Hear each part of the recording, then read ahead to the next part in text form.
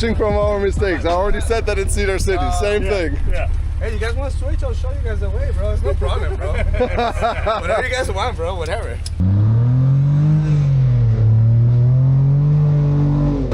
Oh my God! Let's go help Will. Bro, this sucks so much. Dude, this is... I'm tired, man. I'm hungry. I just want Burger King. This story is not about the shop. It's not about the business. It's not about the Jeeps. It's about the fact that I was a kid that wanted to be around cars, involved with cars, into motorsports, as far as I can remember. And guess what? That dream has not stopped.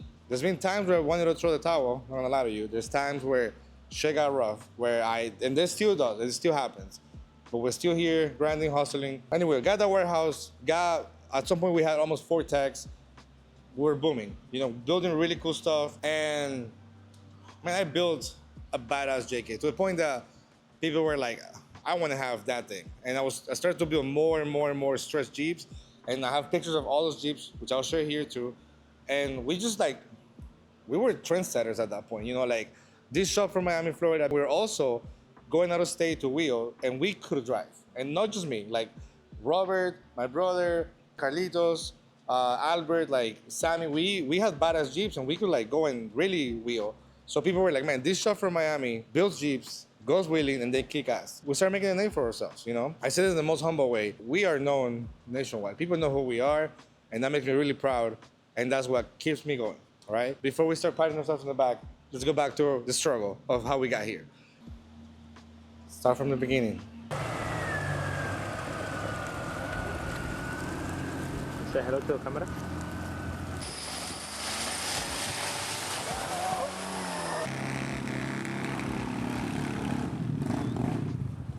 As far as I can remember, I've always been into cars. I've always been a car guy. Originally, I'm from Colombia, and my dad used to own a car dealership. He also liked to street race, like speed. He was never a mechanic or a builder, but he was into cars. That's how I kind of started into it. My brother and I had more Hot Wheels that I could remember. It was crazy the amount of Hot Wheels and Matchbox that we had. I'm obviously obsessed with Hot Wheels as well. I have a bunch in my office right now, it's crazy. And boxes of them. After, 5-6 years of living in Colombia, moved to Venezuela. My dad also still into cars. We used to go off-roading. He had like a Blazer and then a Toyota FJ60 or a Land Cruiser Samurai, as they call it in Venezuela. Got more into cars, deeper into cars, more into them. Moved to the States. At that time, I'm 10, 11, give or take. And the movie Fast and Furious came out in VHS. That's how old I am. I watched the movie and I was obsessed with cars after that. I was like, this is what I want to do. I want to be a street racer. I want to buy a fast car and just, be like Mr. Street Driver over there. There's a bird here. I've always been business driven. So when I was 13, 14, I started my own car wash. So I just had like a little car that I used to pull around my neighborhood and like wash people's cars for money. And eventually I even had like my friends working for me, washing cars while I washed other cars. And then one of my customers at the time had a Mazda MX-6. Insert picture here. Back then that was, to me, coolest car ever. I couldn't even drive the thing. I was just about to turn 15, so I couldn't even drive it legally. I drove around the neighborhood and like, do stupid things here and there with it. Started going to high school, went to Miami Lakes Tech. It's a magnet school, so they had automotive class. And obviously I made friends with everybody there that had a car. Everybody had the same idea. Street racing, building cars, being the fastest. So we do a lot of stupid stuff when we were kids. That's the reality. Eventually, doing some of that stupid stuff, I crashed the Mazda. But the car got wrecked. It was totaled. I also had a Subaru that my dad had given me as a gift. He took it away. I was with no car for a year. It was the worst year of my life. I had to take the bus to school. That was part of my punishment. Eventually, my dad was all right. Time to get your car, not a fast car. We're gonna get you a Jeep. This is where this story actually begins. Now, prior to this Jeep, I had a couple other Jeeps. I messed with them, made them run, flip them. But eventually, one Cherokee came along, started this whole Jeep story or business, I guess. I don't know. A main character, right? And that thing is right here, right behind me.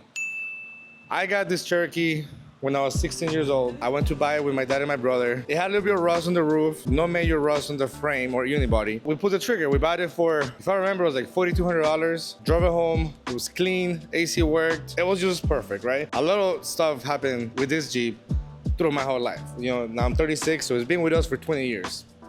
It's no longer my Jeep though, but we'll get to that in just a little bit. By then, my brother had already put a lot of time into his Cherokee and a lot of money into it as well. He upgraded the suspension, swapped the axles. The Cherokee was built super nice, and my YJ wasn't 33, so I was like, man, this thing needs, you know, it needs some balls. So I bought axles, I bought wheels and tires, lifted it, changed the suspension, still left the 4-cylinder for a little bit. Never went off-roading with it. I think I went once to like Ocala, which is up north from here. Nothing fancy, just a couple of like mountains, but nothing, not mountains, like hills. That was kind of cool. Came back, learned that I needed a bigger motor.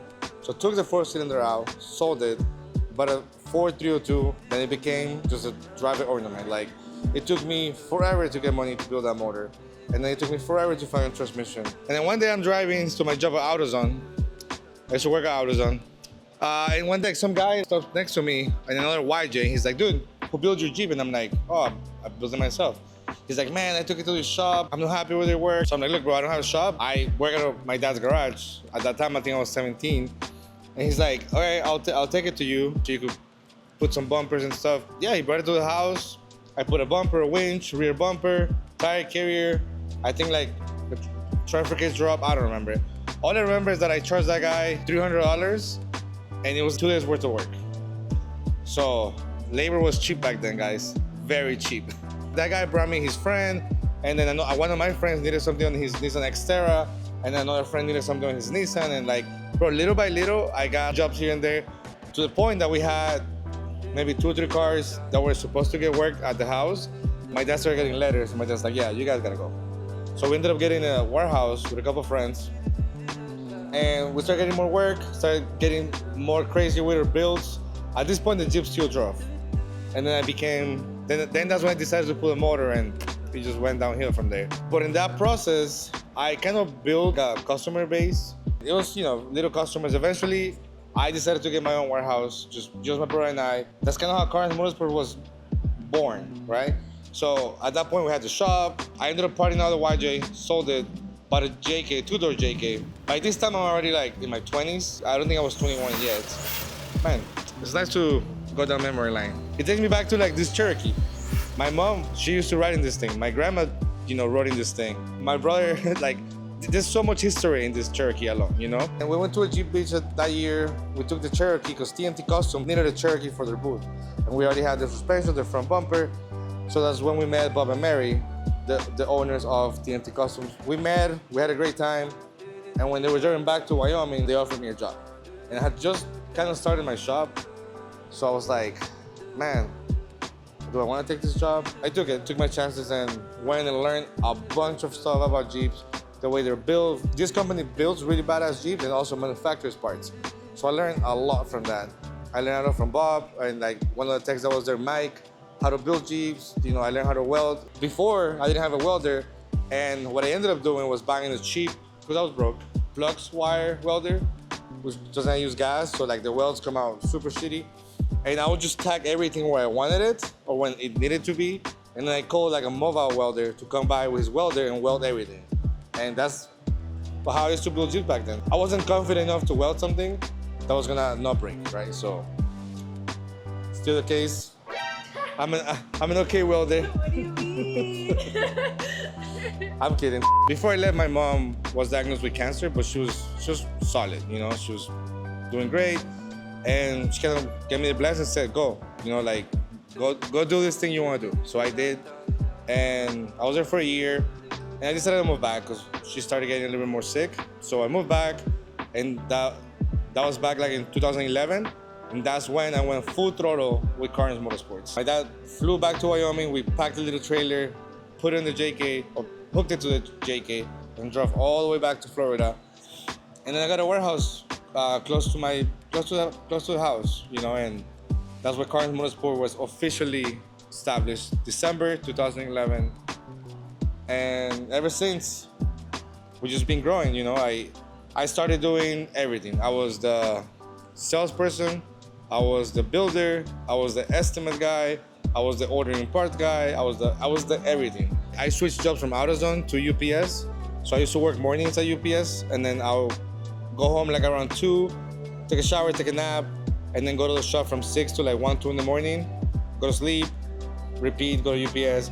And that's how I kind of like kept a job and at the same time start building what Karnage Motorsports was going to be someday. At this point, I got into another hobby, which was probably the most expensive thing I've done. I got into drifting. I met a bunch of new people, made a bunch of new contacts. And I fell in love with a new motorsports. Mind you, I do love Jeeping, I still do, right? But I made Jeeping such a business that I started to having a little bit of that like, I don't want to go to work because I'm tired, but my work, it's Jeeps. So eventually I got tired of Jeeps. My Jeep was broken at some point, so I just sat there for a year. And I was just dedicated to the drifting thing, and that was fun and expensive. And I still want to do it, and we're still gonna do it. We have so much content for you guys, drifting related. But back to Jeeps right now. Okay, eventually the warehouse next to my warehouse opened up. It is the same size warehouse, but it had a bunch of side bays. I wanted it. So it worked out where we were able to move to this side, keep growing the business, keep growing the shop. This is where we are now. And I'm sure there's a couple of things here and there that I missed on this story. As you follow along in this new series, new business, because I haven't told you why we're doing this, right? I already have the Jeeping dialed in. I already have the business dialed in a little bit, right? Like I learn new things every day. I'm not gonna lie to you. Another thing that I've been wanting to do for years is to do a YouTube channel. If you want some good stuff out there, kind of like flex, rocks, and rollovers, then you need to put the time into it. And then you need to almost go full time. But I can't afford to do that because I'm running the business. So this channel, these videos are gonna be about the story behind what it takes to do this. Running a business, still have fun in the process, and building a YouTube channel. So I think this time I have the right people, the right team, Russell, to make it happen. So we're working hard to be able to give you guys weekly content that you enjoy. All right guys, just got back from a hell and back adventure in West Virginia. We are in the process of cleaning the Jeep, which the dirt is like the least of our concerns. I don't want to say we wrecked this Jeep, but it's rough. The trails we did were not Jeep trails. We're a notch above that and more. So we had to sand it pretty hard. Made it though. Jeep still drives, kinda. But some body damage, some power steering pump damage, some, just things here and there. Anyway, we're gonna get it ready for the next adventure, do some repairs, do some upgrades. But while we're here, I'm gonna give you guys a tour of my shop so you guys could see what Karnage Motorsports is.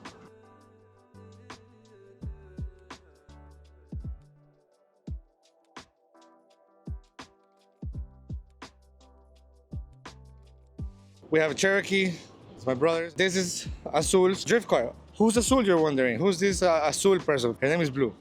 And she's the person holding the camera. She's the media girl of Karnage Motorsports. And she's helping me build this channel. The mastermind behind the camera and the edits. I actually came up with an idea for this thing, but that's coming later. And then we have a Ranger, a Comanche, just shit boxes everywhere. My Toyota. And then now we have some customers' vehicles I want to show you. 2004 LJ. So waiting on parts right now and waiting on time. 6 OLS, manual. We're doing a Harley Terminator kit, screen, and a couple other things, getting a paint job. So this is an overhaul project, just like this one over here. It's a YJ, 1992 Jeep YJ. Full restoration, 4.0. We did some work on the frame, new suspension, new axles. So waiting on steering, so waiting on a couple of things to finish it. It already runs. Waiting on drive shafts. So just kind of, getting it all together. And then that one, there's another 89 YJ, has an LS3, coilover conversion, bump stops, then a 60s, 40s. So kind of like the works. And this is the side of the shop where we do all the crazy projects.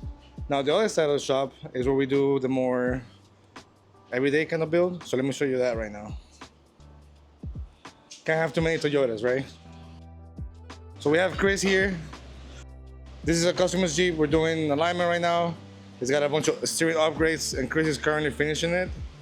This vehicle, so another Jeep, came for new mirrors with like lights and stuff. So we do a little bit of everything, from general mechanics to upgrades to full LS builds on 110s. Since we had some opening on the schedule, I had the guys bring my TJ. So this is a 2002 TJ I bought. It's our next project to come, so I'm excited for that one. And just doing some repairs, just kind of make sure it's healthy. We're doing rear main seal, oil pan gasket. We're putting a fuel pump. So just getting it ready. Another customer's Jeep, just radiator, some had overheating issues, so we're fixing that right now.